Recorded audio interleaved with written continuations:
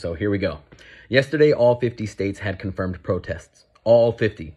When's the last time every state did the same exact thing for the same exact cause ever? Also, I saw friends and news sources posting from protests in Australia, London, all over Europe, Mexico, overseas, all over the world, globally. So let's break that down.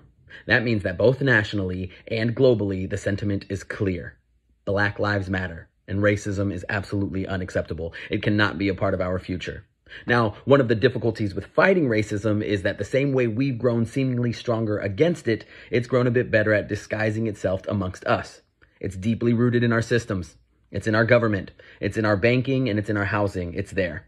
It's there in the neighborhoods and there in the courtrooms. It's there in the prisons and there in the hospitals. It's in our classrooms. It's in our media. It's in our history books.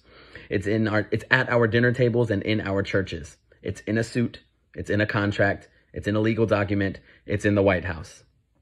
It's in the White House. I ask you to be aware. I ask you to research. I ask you to phone a friend. I ask you to learn. Openly learn. There is no more debate. Your statistics mean nothing when they were unfairly designed from the beginning to prove your point. Another difficult thing about fighting racism, by nature, it's designed to separate us from the start. The point of racism is the division of race. It's your job to see past that division. It's your job to realize that in no way whatsoever might you feel the negative effects of racism, and yet you still need to fight it. Hell, you've benefited from it, and now you need to fight it. You've succeeded because of it, and now you need to fight it.